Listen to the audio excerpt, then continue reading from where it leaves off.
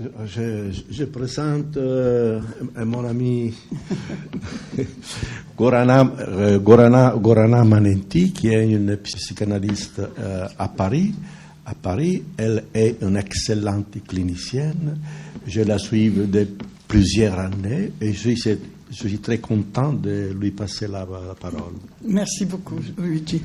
Merci de cette chaleureuse présentation.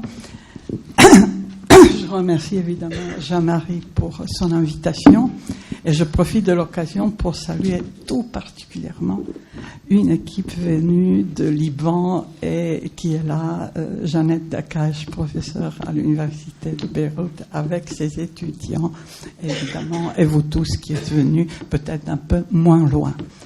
Alors, voilà, le deuil, en tant que psychanalyste, qu'est-ce que cette question de deuil aurait pu m'apporter et qu'est-ce que cette énorme énigme que présente le deuil qui présente dans toutes nos vies, présente individuellement, socialement, dans notre pratique d'analyste, qu'est-ce qu'il nous apporte, qu'est-ce qu'il nous apprend? Voilà la question qui part de la clinique, parce que la clinique psychanalytique, comme le deuil, est quelque chose qui, plus que tout autre événement, fait surgir l'inconscient, parce qu'il nous dépasse.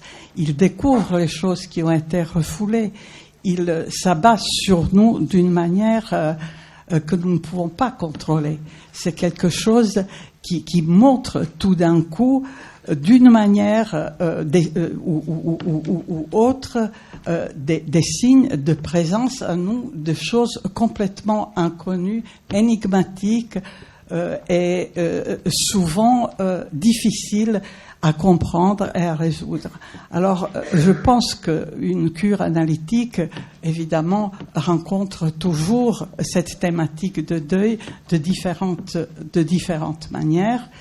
Et voilà, je voulais parler de certains, surtout de ma clinique, et d'essayer de montrer. Alors, je vais essayer de vous parler plutôt que de lire. On va perdre certainement des précisions théoriques. On va peut-être essayer de gagner en amitié un peu.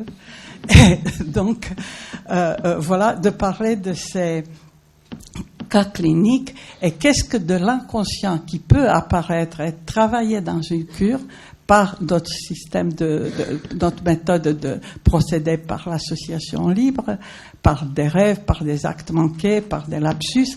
Qu'est-ce que ça peut nous découvrir et apprendre de nous, de notre vie et de la valeur de la vie humaine? Parce que c'est cette question-là aussi qui se pose toujours dans les deuils faits, les deuils surmontés, les deuils non surmontés.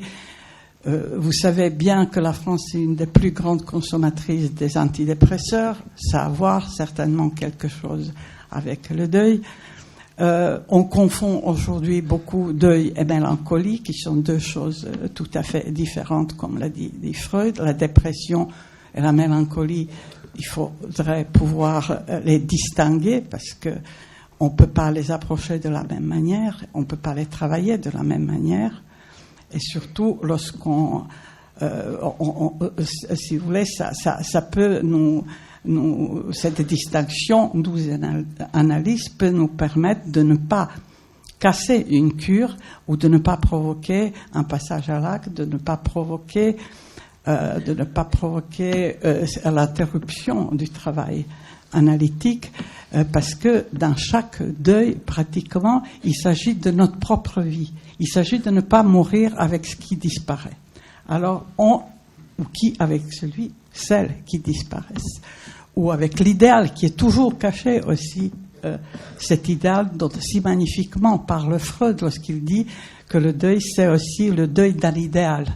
Le deuil d'un idéal, c'est un deuil énorme, c'est quelque chose qui est toujours présent dans tous les deuils.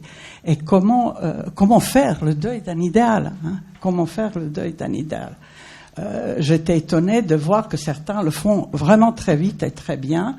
J'écoutais certains 68 arts qui ont fait le deuil de 68, mais d'une manière fulgurante, si vous voulez. C'est vraiment quelque chose d'assez étonnant.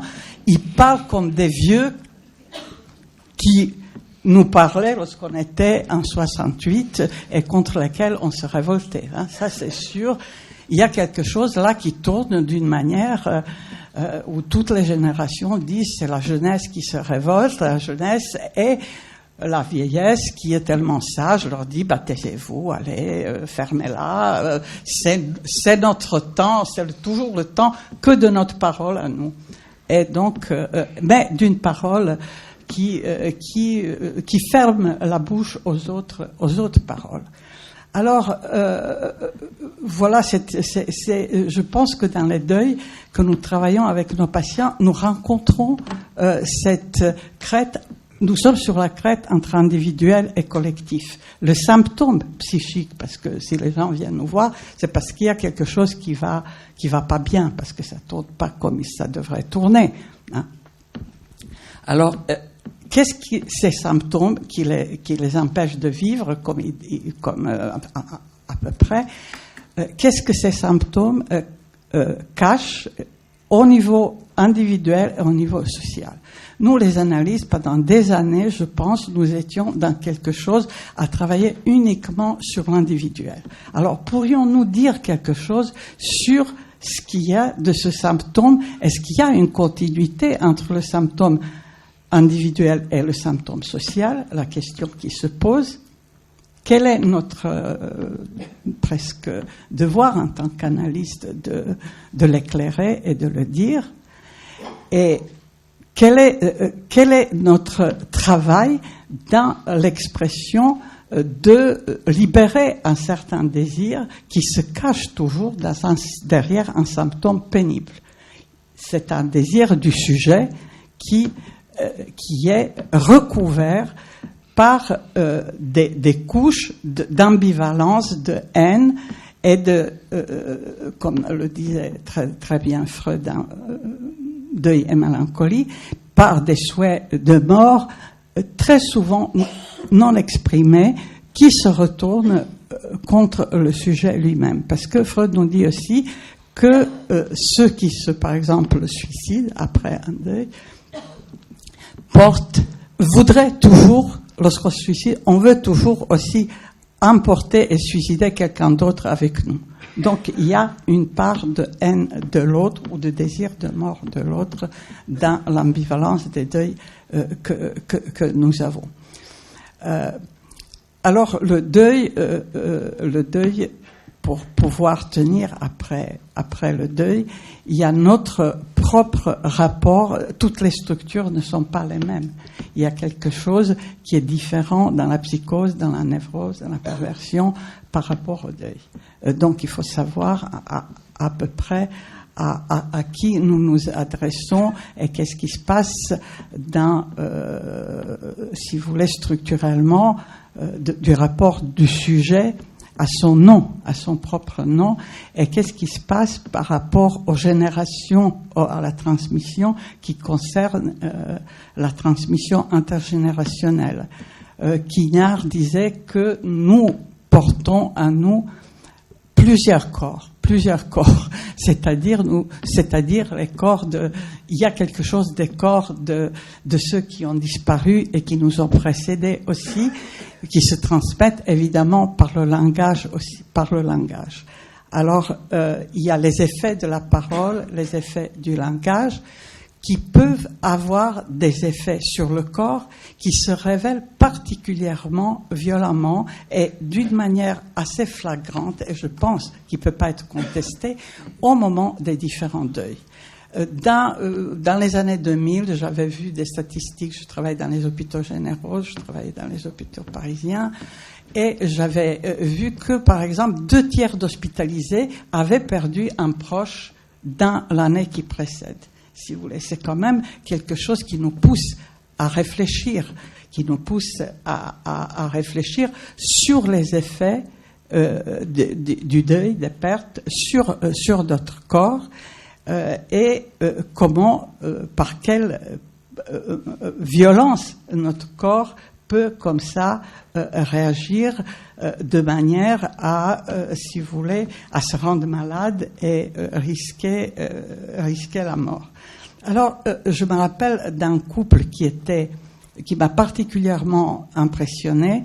C'était un mari et une femme qui étaient hospitalisés sur un même étage dans 2 services différents. Et les infirmiers m'avaient dit qu'ils les avaient hospitalisés séparément, mais qu'ils cachaient à l'un et à l'autre qu'ils étaient hospitalisés parce qu'ils l'avaient demandé, chacun, pour ne pas faire de la peine à l'autre. Donc, ils étaient dans le même étage et ils cachaient un peu, ils ne voulaient pas faire de la peine à l'autre.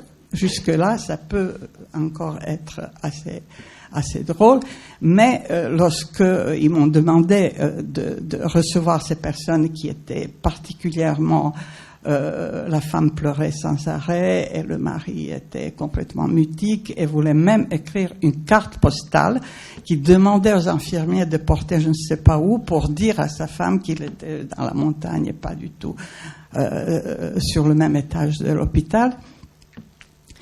Et lorsque j'ai pu rencontrer ce couple, chacun à son tour, j'ai appris qu'ils avaient subi un deuil très violent, que leur fille unique était morte par un accident, qu'elle était tombée par la fenêtre. C'est ce qu'ils m'avaient dit. Et alors, ils avaient tous les deux, vraiment au même moment, développé chacun un cancer différent, mais dans une phase très inquiétante. C'était quand même d'abord cette énigme de cette coïncidence qui était là. Donc, ensuite, ils m'ont parlé de leur fille qui s'était suicidée finalement, d'après ce que j'avais compris, mais ils m'avaient dit qu'ils n'avaient jamais pu parler à leurs propres parents de la mort de cette jeune femme qui avait 25-26 ans, si je me rappelle bien. Donc, ils n'arrivaient pas à parler à l'entourage et ils faisaient comme si cette fille était toujours vivante. Alors, voilà, c'était particulièrement difficile et ils se sentaient très, très coupables, énormément coupables de cette chute par la fenêtre parce qu'elle était survenue, c'est ce que nous avons pu constater dans les entretiens avec la mère, que cette chute du balcon de la fenêtre est survenue après une dispute. Et la dispute portait sur quoi ? La dispute portait sur le fait que la fille était épuisée dans un travail où elle travaillait 14 heures par jour, où elle était dans une boulangerie, je crois, où elle travaillait la nuit, où elle se levait, enfin, elle avait très peu de temps pour dormir, elle était complètement épuisée, elle voulait absolument arrêter et démissionner, et sa mère lui disait qu'il fallait qu'elle continue, qu'elle reste courageuse, et qu'il faut qu'elle pense qu'elle a un appartement à payer et que les parents ne voudraient jamais l'aider parce que il faut qu'elle soit autonome et indépendante. Donc, bon, après cette dispute, donc nous voilà à un moment où les parents très très coupables, si vous voulez, oui, notre culpabilité dans un deuil est toujours très très présente.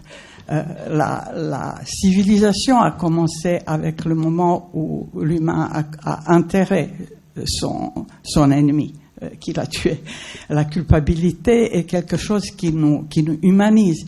Mais il y a des dettes, c'est ça, dans une cure peut-être que nous pouvons distinguer. Quelle est la dette qui revient, quelle est la dette imaginaire et quelle est la dette symbolique peut-être, c'est-à-dire cette dette qui est de savoir à qui et quoi nous devons, à quand nous devons de vivre et à quel moment nous devons d'obéir et à quel moment et payer une dette à l'autre et à quel moment il faut que nous disions non et nous révolter dans une désobéissance aussi pour pouvoir vivre une vie qui serait une vie de sujet qui s'appartient aussi, mais qui appartient pas à cette soumission à un désir qui lui appartient pas.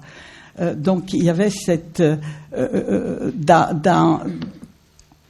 dans ce que j'ai pu comprendre, cette mère était allée voir à l'époque un psychanalyste psychanalyste qui lui avait prescrit des médicaments, des antidépresseurs, et je pense que il avait assez accablé cette mère de ce qui s'était passé.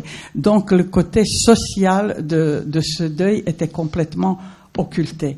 Alors voilà, il y a deux volets quand même, et à partir quand même de ce que nous avons pu travailler avec cette personne, avec cette mère, je pense que le fait que je souligne aussi la responsabilité sociale aussi de notre société, de pouvoir faire travailler quelqu'un 14 à 16 heures par jour et ne pas le payer ou le payer des clopinettes et ensuite de faire comme si de rien n'était, a pu soulager quelque part cette femme et lui peut-être permettre de survivre et d'arrêter de porter une culpabilité qui était peut-être pas que la sienne.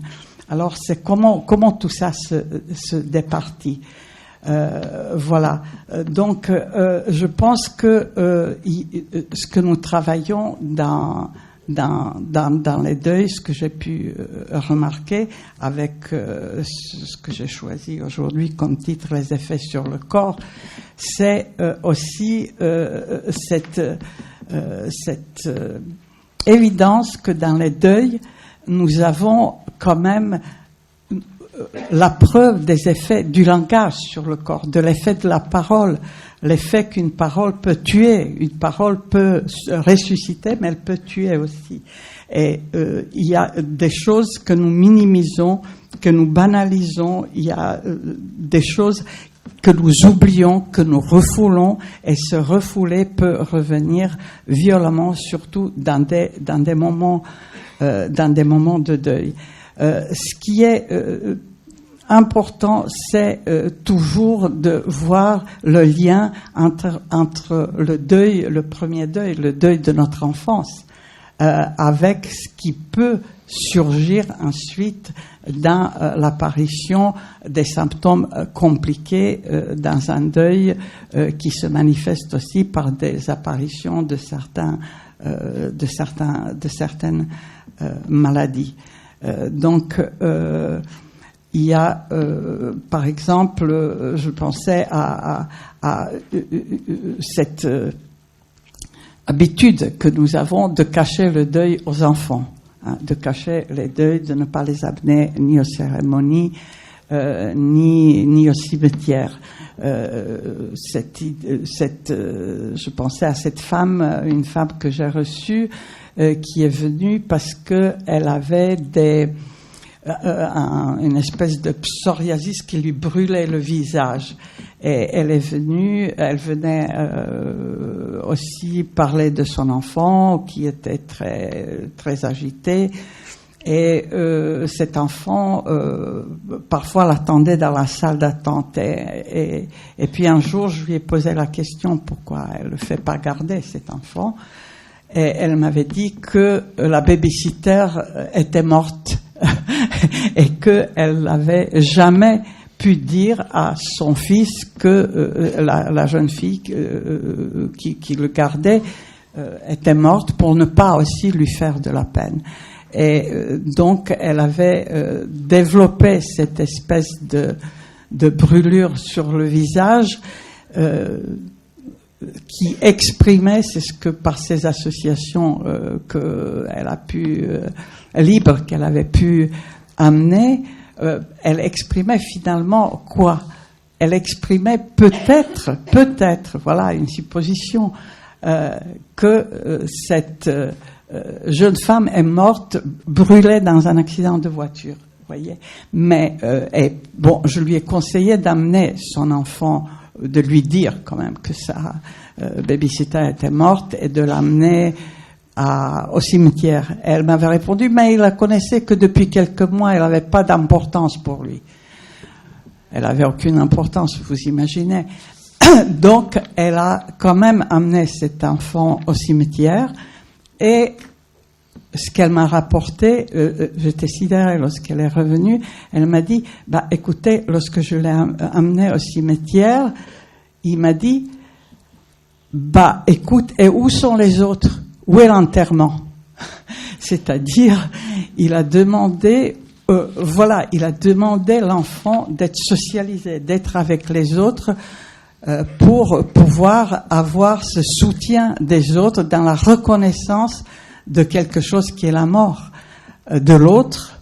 Où sont ces autres pour reconnaître avec moi et pour m'aider à reconnaître ce moment qui est un moment des plus douloureux qui puisse exister et être là pour me soutenir et pour reconnaître cette vérité qui est la vérité, qui est le fait qui est un fait, le fait qui est le plus grand que tous les autres faits que nous rencontrons, qui est la mort, hein, qui est peut-être un autre nom pour ce que nous, dans la psychanalyse, nous appelons la castration, hein, c'est-à-dire cette menace de disparition, cette menace de mort, cette menace de faiblesse qui, depuis la nuit des temps, a été portée toujours par les femmes.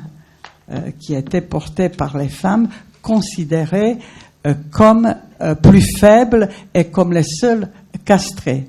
Hein. Et c'est les femmes qui pleuraient les morts, c'est pas les hommes. Hein. Les hommes, ils faisaient la guerre. C'est-à-dire, il y a quelque chose dans les luttes aujourd'hui des femmes et reconnaissance du féminin. Est-ce que ça peut nous aider à pouvoir aussi reconnaître les deuils, à reconnaître la disparition de quelqu'un, qui nous amène aussi à reconnaître l'existence aussi et notre propre existence. Hein. Parce que si nous confondons la vie et la mort, nous ne vivons pas. Alors aujourd'hui, nous assistons à des changements dans notre société qui sont fulgurants, des changements qui ne sont jamais produits, des changements de communication et puis ces changements qu'apportent quand même à notre statut que peut obtenir la femme et à la chute aussi du patriarcat. Ce patriarcat, cette religion aussi qui nous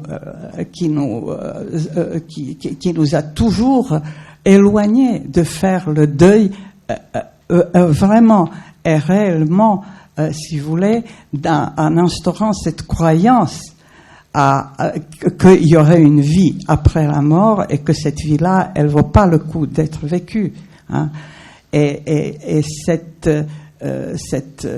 idée, depuis toujours, a été soutenue quand même par le patriarcat et par l'instauration de représentants de Dieu sur terre dans la figure d'un père et dans la figure d'un père, celui qui est tout-puissant, hein, celui qui est le père de la horde primitive.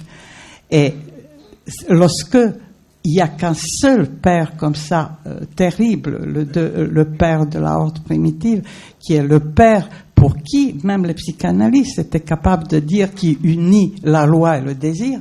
Mais écoutez, depuis quand un père peut représenter la loi ou faire la loi, hein? J'ai vu des mères me dire, ou même des pères, les pères me dire, je veux pas aller à la maternité avec un gros ciseau couper le cordon ombilical de mon enfant qui va naître. Je suis pas là pour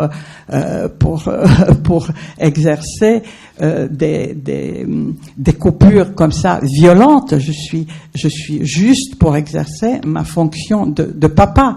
Hein. Et lorsque on unit ces deux fonctions, je pense qu'il y a quelque chose qui ne peut pas lorsque tout le monde est infantilisé devant un père comme ça, la femme et les enfants, et ceux qui hiérarchiquement sont subordonnés par la cascade des places à ce père-là, il y a quelque chose, si vous voulez, qui ne permet pas qu'un deuil puisse s'accomplir, et sans l'accomplissement d'un deuil, il n'y a pas de vie possible. Il n'y a pas de vie possible. Alors, je crois que j'ai épuisé mon temps largement. Donc voilà, j'ai beaucoup d'exemples dont je ne peux pas parler, j'ai pas le temps, cliniques, des effets du deuil sur le corps et de cette lutte entre une culpabilité d'une dette à la normalité, aux préjugés et à une époque révolue, et puis cette possibilité de découvrir son propre désir et de s'opposer avec la vie et avec l'hommage rendu juste à ce qui nous a précédé et qui a disparu, la possibilité, la capacité de vivre notre propre vie.